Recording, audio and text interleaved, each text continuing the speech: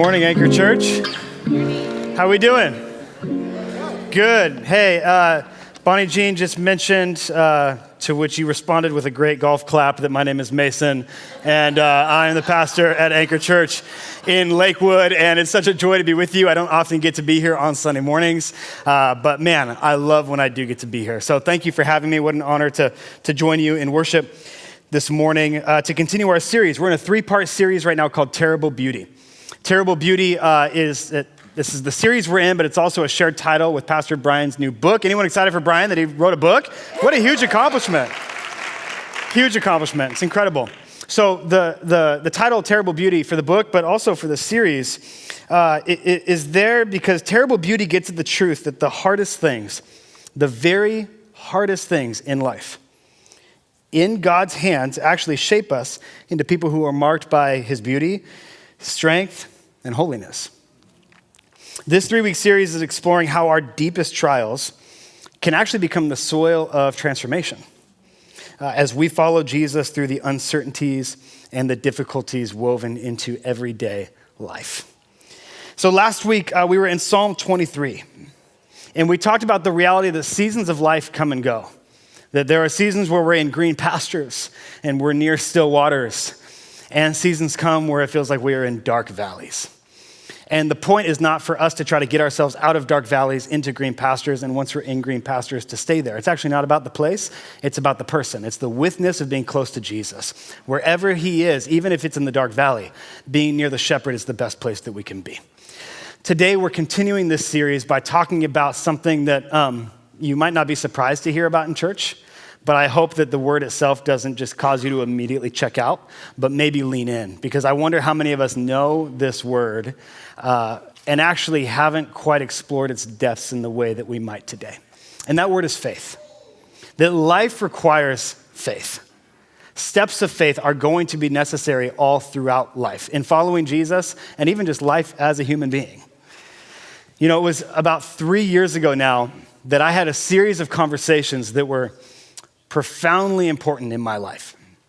My wife, Cambria, and I, and along with our kiddos to the degree that they could engage in the conversation at that time, were discerning whether or not what the Lord was calling us into was to come and plant a church with you guys here at Anchor. And there were these 3 conversations that stick out in my mind. One was on our couch, talking with Cambria. Her and I had a lot of conversations, but this was sort of like the big one. We need to kind of come to a decision. A lot of prayer happening there on the couch that evening. A lot of trying to be discerning, trying to weigh the pros and cons, which the cons weren't necessarily anything about Anchor. The con was, and maybe you know this if you've had to step out in faith before, the con, if you can call it that, is over here where we are, we know what to expect. To some degree, and this wasn't meant to be like a critical word, it felt pretty comfortable. Do we really want to do we want to step away from all this into something completely unknown? Something scary? In my house, my kids, sometimes they talk about being nerve-sighted. I think they got that from Daniel Tiger. I'm nerve-sighted. My kids say that a lot. We were feeling pretty nerve-sighted that night on the couch. Do we do it or not? Another conversation that was really important in that process was one at Manifesto Coffee on Hilltop. Any Manifesto fans in the house? I got that same response in the first gathering. So either you don't know about Manifesto or I have bad taste in coffee. Sitting outside at coffee with Pastor Brian talking about church planting. And we had quite a few of these conversations, but this was sort of the one. And sitting down together outside, it was a sunny day, sitting on the sidewalk out there, talking about the potential of coming to plant a church with Anchor. And just it's one more clarifying conversation for both of us to just read, where are you at on this? Where are you at on this? What remaining questions do you have? And it was there at coffee, with my wife's permission, of course, that he and I cheersed our mugs of coffee as I said, hey, we're in. We're going to do it. Another critical conversation that took a lot of faith for my wife and I happened around a coffee table as we talked with the leaders of the ministry that we were leaving in order to come here. They had been praying with us, supportive with us in the discerning that we were doing. But some of you know, if you've had to kind of take a big step of faith that calls you physically out of a place into a new place, maybe away from people you love into a new group that you hope to love, that can be a very hard conversation. A beautiful one, but a really hard one. Those conversations for us took a lot of faith. We had a lot of eagerness and excitement, but also so much uncertainty about what this thing called church planting would mean for us. But it didn't just require faith for us to have those initial conversations. I had no idea the amount of faith I would need to move forward. Anchor Lakewood is just over a year old. And there have been, as much love for Anchor Lakewood as Manifesto Coffee. So I should be here more often. You guys, tell Brian I need to be here more often. I didn't know how many days it would take faith for me just to keep going as a pastor in church planting. A big part of that for me was I didn't realize how much wounds that I was carrying, I was like letting leak out in ministry. Church planting and really any step of big faith that you have in your life is actually going to reveal not just things happening out there, but a lot of stuff happening in here. I didn't realize how afraid I was of being left. I didn't realize that I had no ability to let somebody see me in a vulnerable moment and walk away, and how personally I would take that, or how internally I would think,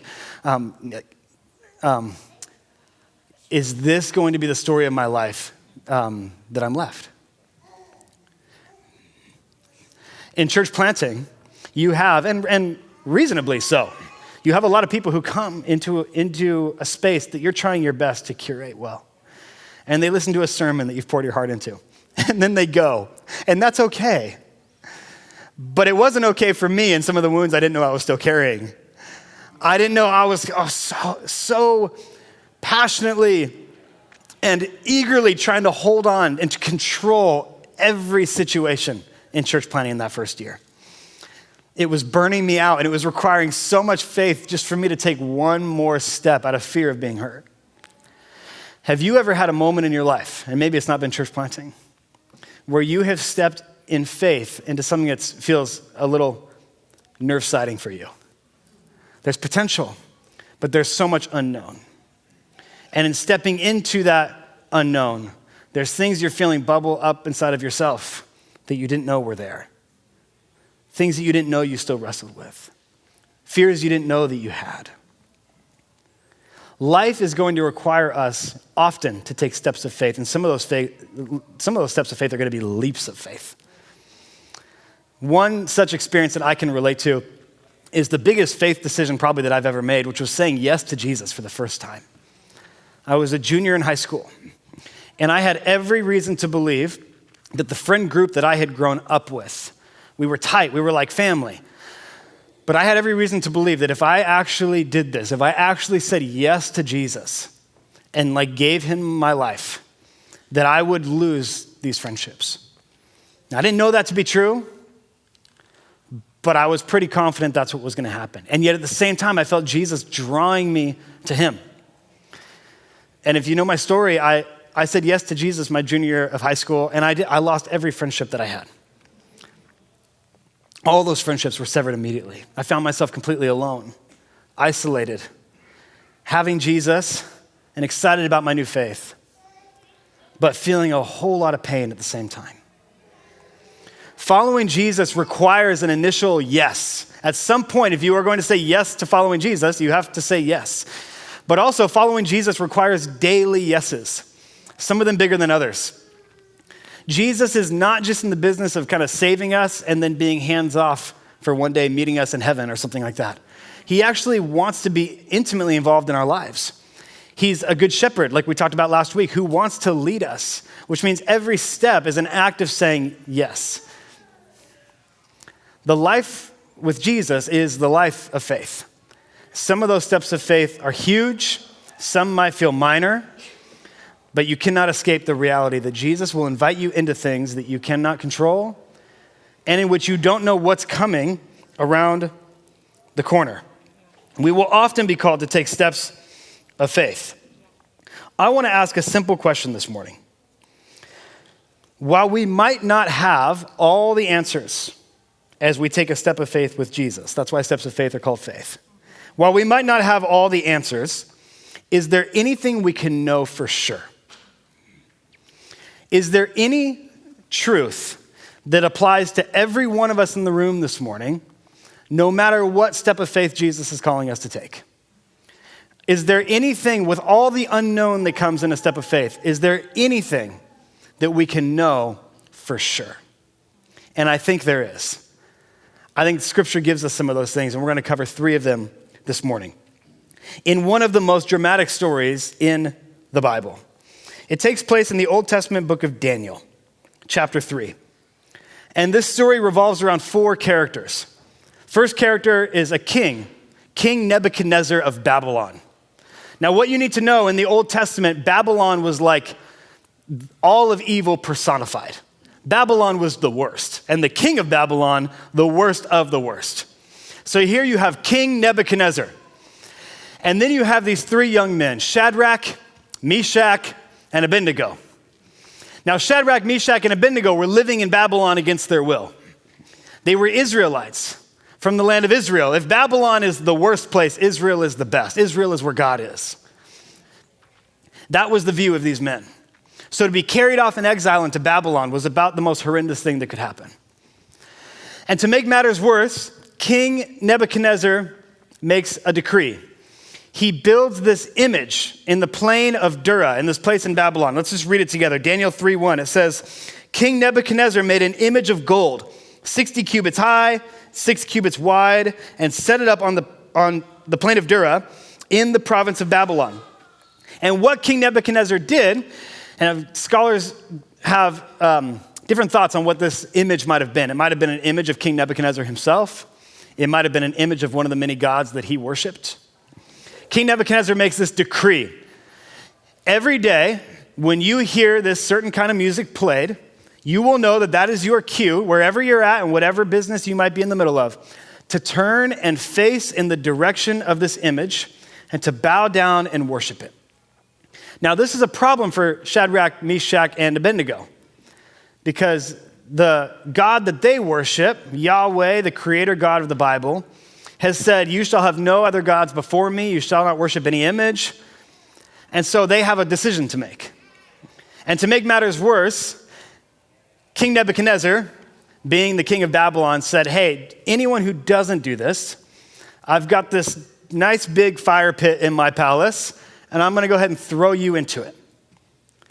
So the next morning, Shadrach, Meshach, Abednego, along with everybody else in Babylon, wakes up. And about halfway through the day, they hear the music playing. And the sense that we get in the story is that every person in Babylon turned and faced Nebuchadnezzar's statue and bowed down and worshiped it, except for 3 people, Shadrach, Meshach, and Abednego. They defy the king's orders. Now, they don't do this maliciously. They don't do this arrogantly, or they're not ranting online about it. They just don't do it. They just continue to worship their God. Now, this took incredible faith. Why? Because they know what's coming. They're in public. Everybody is down on their knees worshiping, and these 3 guys are standing around. There's no hiding, and the punishment, the severe punishment, has been made public. This is a huge risk. And yet the 3 of them do not worship the image that King Nebuchadnezzar has set up. Well, King Nebi, he hears about this, and he's not very happy about it, as you'd imagine. So King Nebuchadnezzar brings the 3 of them into his palace, and he throws them into a blazing furnace to burn them alive as punishment for not worshiping the image that he has set up. Crazy story.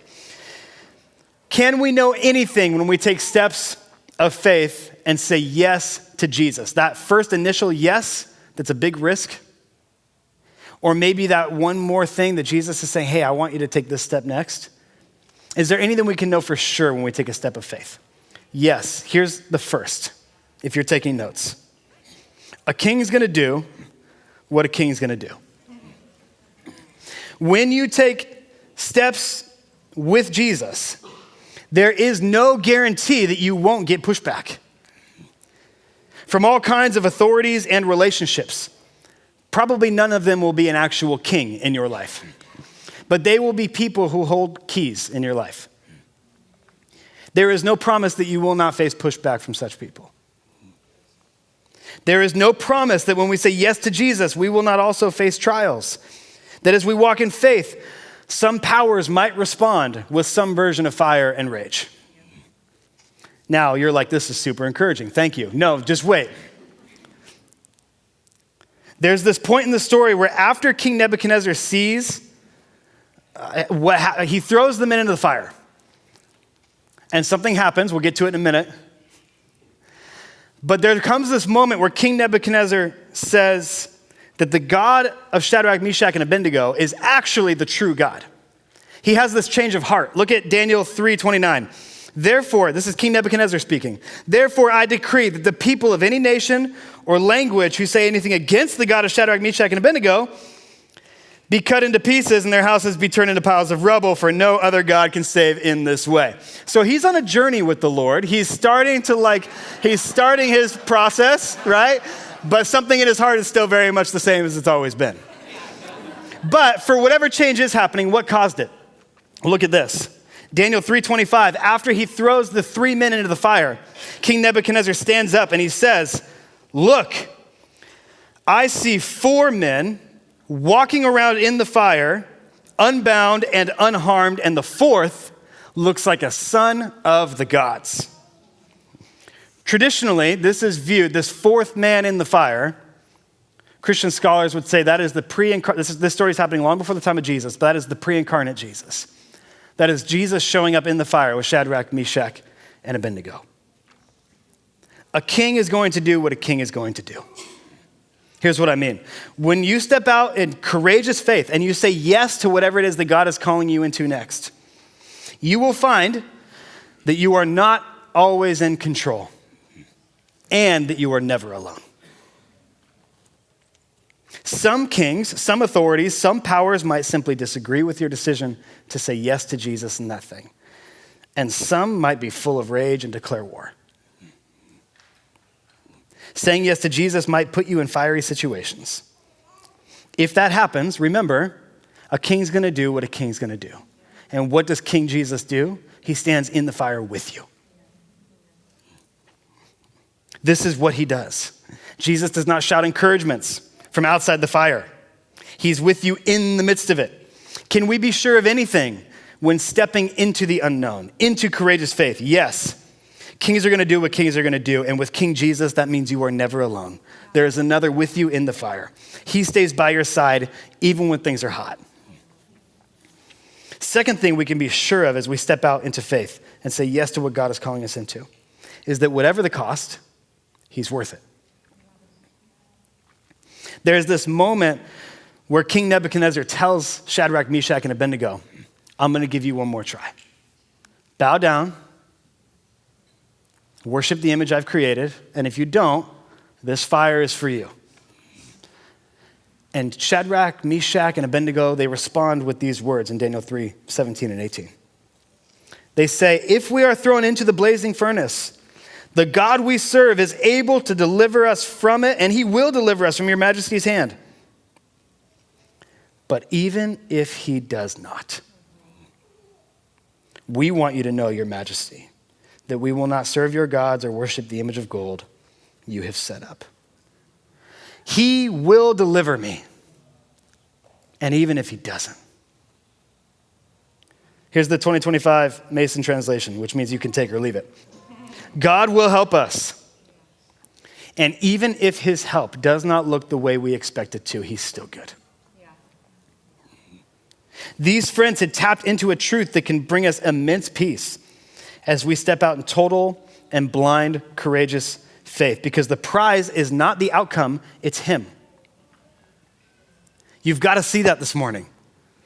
The prize is not deliverance from the fire, it's the one who's with you in it. He is what we get.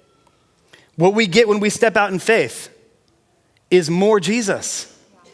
It's remaining close to the shepherd. There isn't just cost involved in following Jesus. There is risk involved in saying yes to Jesus, saying yes to him for the first time or saying yes to him one more time. There is risk involved, and he can protect us from those risks. But even if he doesn't, he's still good, and he's still worth it. The old hymn is spot on. Take the world, but give me Jesus. Now, that's easy to preach at church on a Sunday. That's easy for me to say up here. But if you know me and if you know my family, you would find that I'm a lot like you, I'd imagine. Maybe you're further along than I am. That sounds really good. I think if I was given the opportunity to bow down or be thrown in the fire, that might be a harder decision for me than it was for Shadrach, Meshach, and Abednego. If I'm being completely honest, those flames are hot.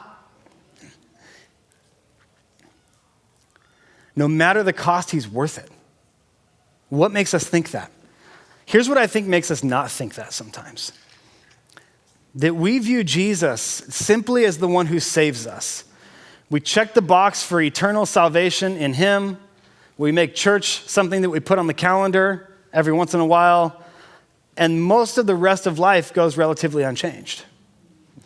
And I don't say that to our condemnation. I want to encourage us this morning that Jesus is not just the one who saves us. He is the one who satisfies us on the deepest level.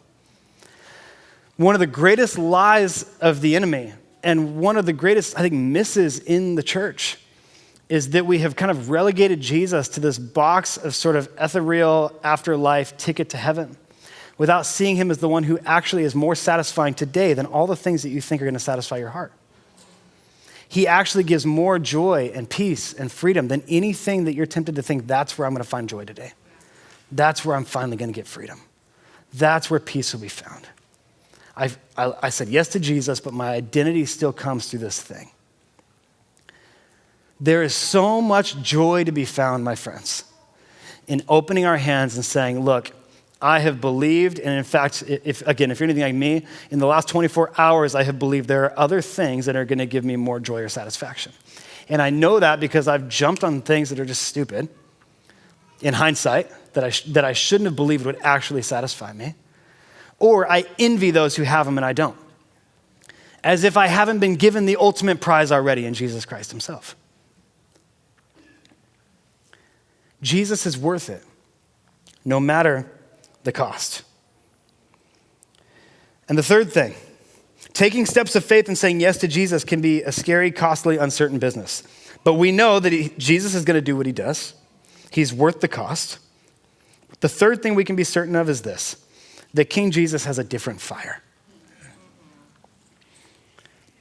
The story makes this point, if you go read it in Daniel chapter 3, multiple times of just telling us that Shadrach, Meshach, and Abednego are bound. They're like real tied up they're like hog-tied as they get thrown into the fire. We read this in Daniel 3:22. It says, the king's command was so urgent and the furnace so hot that the flames of the fire killed the soldiers who took up Shadrach, Meshach, and Abednego. And these three men, firmly tied, fell into the blazing furnace. Then King Nebuchadnezzar leapt to his feet in amazement and asked his advisors, weren't there three men that we tied up and threw into the fire? They replied, certainly, your majesty. And he said, look, I see four men walking around in the fire unbound and unharmed. And the fourth looks like a son of the gods. King Nebuchadnezzar intended the fire for death, but Jesus intended it for freedom. We get the same description as they're about to be thrown into the fire. The story tells us like what they're wearing, all this stuff, and like describes their entire like outfit, along with the fact that they're all bound up. And then when they come out of the fire, the story does exactly the same thing if you go read it. It's like they were still wearing their turbans. They still have their robes. And it goes through all this trouble to tell us not a hair on their heads was even singed. Their clothes didn't even smell like smoke, it says. Nothing has changed, except they're now free. The fire simply burned away their chains. See, Jesus is so committed to you that he is committed in love to purifying you, to making you whole, to making you more and more the fully alive human being that you were created to be. He's not just with you in the fire.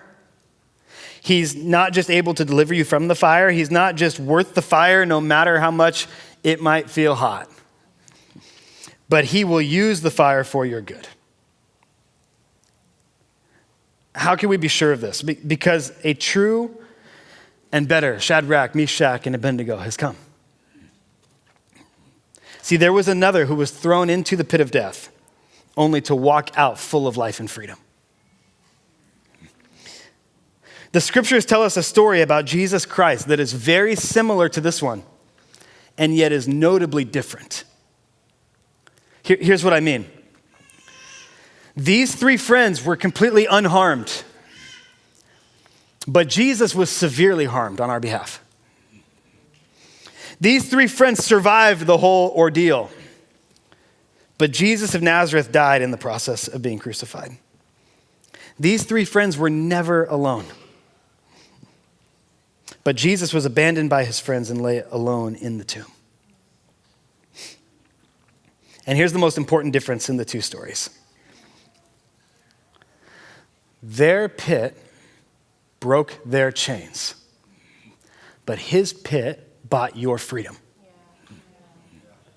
Theirs was a story for them, and maybe for our encouragement today. His was a story with very real implications for you right now. When you say yes to Jesus, and maybe you do that on that card that you have on your seat this morning. You check that box, I want to follow Jesus. Or maybe it's just God's been calling you into something, and it feels like you're a little nerve-sided about it. Because a part of you trusts that what he's calling you into, he's going to be faithful and it's going to be good, but it's a scary thing. There's risk involved. We can be sure, though we might face opposition, though we might face total uncertainty, Jesus will never leave us alone in a fire. Though it might cost you greatly, he's worth it. He's the prize. And though the fire might look scary, what others mean for evil, God will use for good. How can we be sure? Because he purchased freedom for you on the cross when he died in your place for all your sin. On the cross when he said it's finished, he didn't say it's mostly finished. He said it's done. No more shame for you. Abounding grace for you. Wide open arms for you to come home. He didn't just purchase your freedom on the cross. He rose from the dead, putting the final nail in death's own coffin. And because Jesus now reigns as king and what he has said will surely come to pass, we can have confidence. Authorities like King Nebuchadnezzar might make decrees, but their decree is unmatched in light of the decree of Jesus Christ.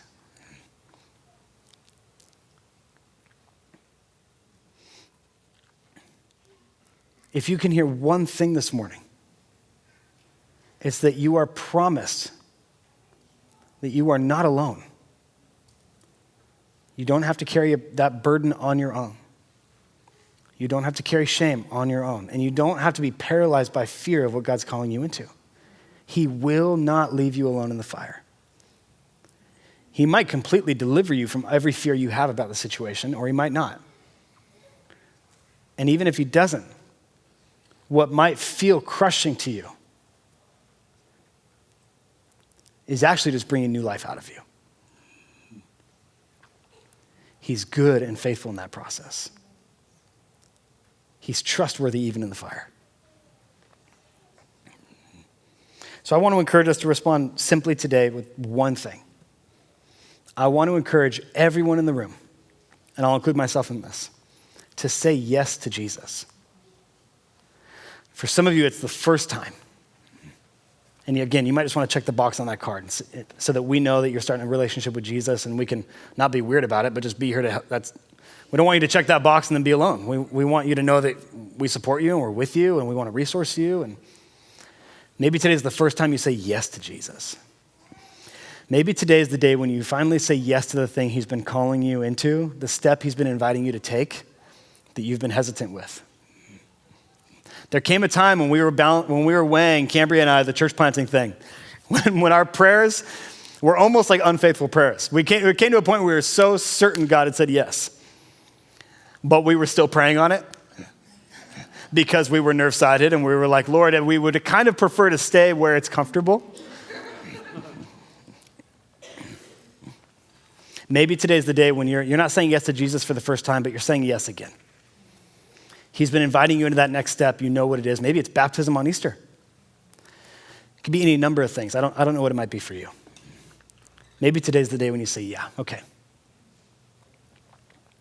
Now, I'm not with you very often, so I would regret it if I didn't make a shameless plug. So I'm going to make a shameless plug for the church family that I call home on Sunday mornings, anchored in Lakewood. The most important thing you can do today is say yes to Jesus. Anything else I'm about to say right now is not even in the same universe. But I do feel compelled, as I was praying on this morning, I want to see 50 people from this church family say that they'll make Lakewood home. We're just over a year old as a church, and we're healthy, got a really solid foundation. We've seen 15 people get baptized. We meet in a middle school. We've got kids from that middle school who've come to our church and been baptized in our church. We've got staff from the school who call our church home, been able to serve the school, been able to serve the city in cool ways. All kinds of vision and belief for what God's doing in our church, and we feel good and healthy. But we're young. We're a one-year-old baby. If you've ever had a one-year-old baby, we do all the stuff one-year-old babies do. And we could use help growing up. You have no idea what the injection of life of 50 people who are hungry and you say, hey, I want to just be here and bless this place. You have no idea just simply what your presence would do for our long-term health at Lakewood. That's before we even get to like joining the greeting team or the coffee team or something like that.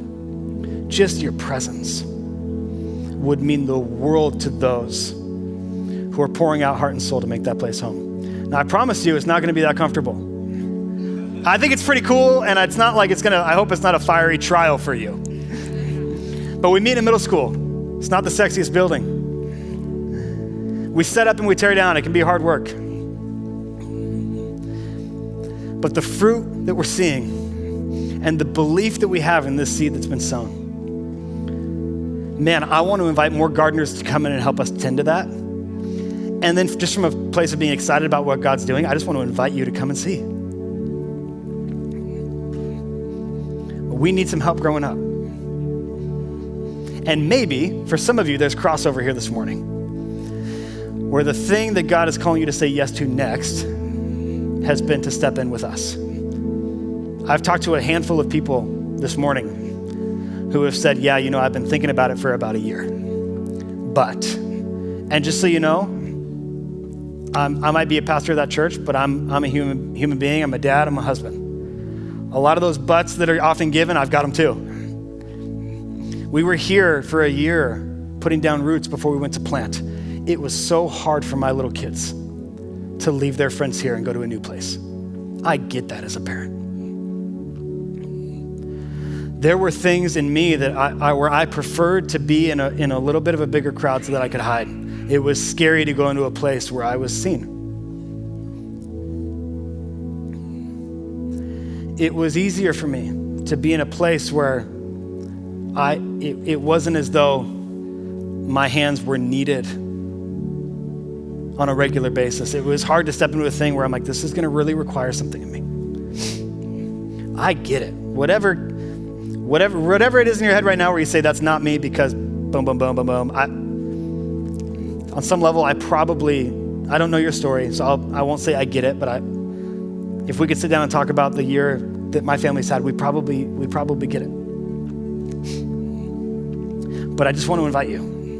Most important thing today, at the end of the day, I don't care about, I care about Anchor and Lakewood and all that, but nothing in comparison to you saying yes to whatever it is Jesus is calling you into. Wherever the shepherd is telling you to go is the best place for you to be. So that's the thing. But again, just shamelessly, I'd love to see a good amount of us say, you know what, I'm going to come and help inject life into this thing so that we can see more baptisms, so that we can see more hope, more chains broken, more freedom for the city of Lakewood and the people who call that place home. Let's do this together. Will you stand? We are going to stand if you're able. We are going to enter back into a time of worship. But before we do, we're going to do something that we do every week here at Anchor, and that's receive communion together. Communion is an opportunity at Anchor for anybody who has said yes to Jesus. And by the way, if you're checking that box on that card this morning, that includes you. To come forward, or we have stations in the back too that are gluten-free, and to receive some bread. That bread represents the body of Jesus broken for you. It'll be dipped in juice representing the blood of Jesus shed for you. A physical, tangible reminder that you can taste every week to remind you that it is finished. You can be certain that no matter what the fire looks like, there's hope for you. Not because you've got it in you to finish the last 20% of Jesus' work, but because he has said, it's done, I'm with you, I won't leave you. Scripture says there is nothing, height nor depth, angel nor demon, nothing can separate us from the love of God that we have in Christ Jesus. Nothing can separate you. And it's not because of the weight that you've carried well or the faithfulness that you have in your own heart. It's because he died and bled on our behalf so that we might have unmerited and abounding grace that never ends. So as we worship, receive communion this morning and be reminded there is grace unending for you. And whatever it is that Jesus might be calling you into next. From experience, I know it can be scary. Whatever it might be for you, I promise you it's worth it. He's faithful. I promise it's worth it. So say yes to him.